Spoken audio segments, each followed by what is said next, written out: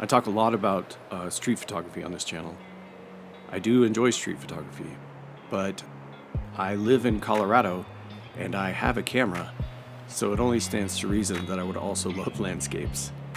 Landscape photography is a very meditative experience for me. I enjoy the solitude. I try to get out to the mountains at least once a month, regardless of season. And in this video, I would like to talk about what's in my bag for landscape photography.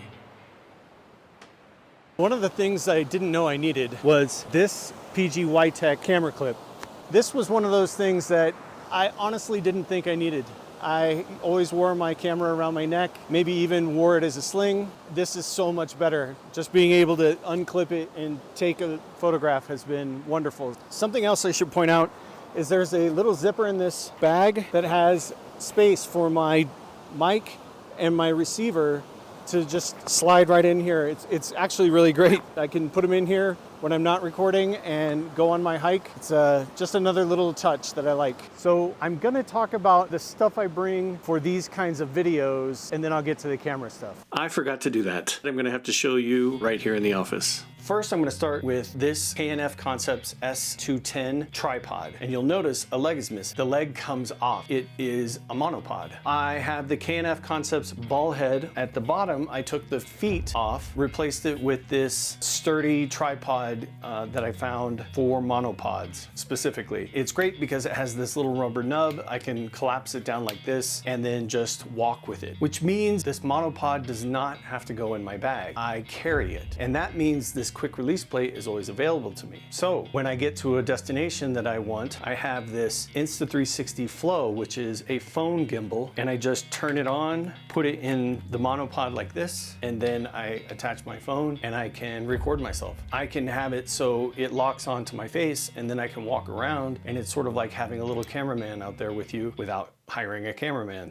So first, let me talk about the bag. This is the PGYTech OneMo Bag. It's the first generation. There's another one that has come out since. I actually like this one better because the way the back flap opens, it opens sideways like this instead of all the way back like some other bags do. Some other nice features, they have these little pockets here to stow away your straps. I just like little details like this. It has a luggage pass-through on the back. It has a handle up top. On the side, it has a quick access to a panel below and a quick access to your camera above. So you can get to both things. Inside the panel below, they have this really rudimentary battery compartment. You can put your batteries in here, and then when you use your battery, you just flip it to red to show yourself that don't use that battery. There's also a little bag that comes with that I will get into in a second. Just want to go on to the other side of the bag. On the other side, I've got my carbon fiber Ulanzi 0Y. As far as size and portability go, this is great. It's only a little over 2 pounds. It does exactly what I want it to do. So behind the tripod is another little bag or little pocket. I have a 10,000 milliamp battery in here, some cables. I can pretty much power all of my devices for days without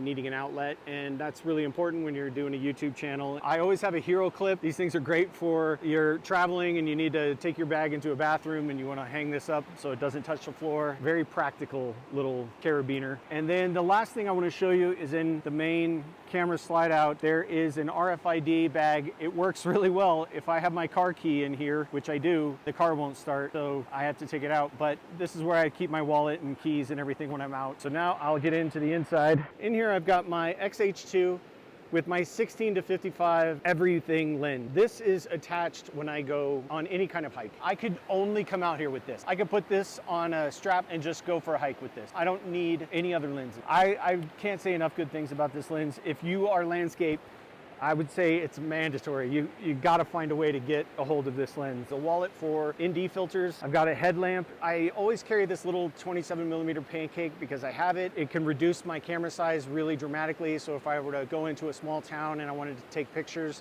it's nice not having a giant lens on my camera. The other lenses I have are actually made by Viltrox, and they are on either end of the spectrum of my 16-55. I have the 13mm 1.4, which I really enjoy, and then my recent purchase, which is the 75mm 1.2. This lens has been an incredible find.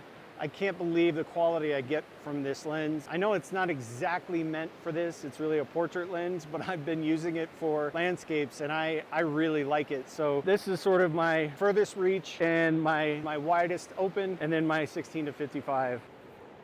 And then I'll get to this little bag. So I think this is for people with drones. I don't have a drone, but I do have a lot of stuff for making these kinds of videos. Like I have this DJI mic that I'm wearing right now and the receiver. I have the Insta360 Flow. My phone is attached to it right now. That's how I'm doing this video. That is attached to a small tripod, actually a monopod with a little tripod foot on it. That's how I keep my gear light. But the Insta360 Flow, my camera, my phone, everything can go in here. That makes this a very useful little bag to have inside this bag. There are times when I will get to a location where I don't feel like hiking with this whole bag and I don't want to do any of this YouTube channel stuff. So I will decide to just take all of this out and leave it in here, and I take this Peak Design strap that's got a padded shoulder and I will attach it to the Peak Design anchor points that I have on here, and I'll just take this little bag with me with maybe one lens and my XH2 and go for a hike with just this. And that is everything that's in my bag. I feel like I'm yelling over the river, but this location is so awesome. Yeah, I kind of want to show you this. I don't know if we can reach. Look at this river. I'm right next to it. I love this stuff. A few other things that I forgot to mention, what I would call essentials that I probably forget about. Well, I did forget about them. I didn't mention them in the video. First is my Apple Watch. This is the Apple Watch Ultra, and I actually did get this because I find myself outside of cell signal a lot. And while the phone has the SOS feature, it doesn't have the follow your trail feature that the watch has. As I start to make my way through trails, if I'm getting to places where I don't feel like I know where I am anymore, I start to record my steps so I can find my way back. Another very useful tool that I've discovered is this Matador beach towel. It actually folds into itself. So this is the beach towel. It folds up. This is part of the pocket that's on the towel itself. I dropped my camera into a ravine and it rolled down this hill and fell in some mud, and I had to climb down and go get it, and I used this towel to clean everything off. I was able to put this in the washing machine and it's clean now. I have this small rig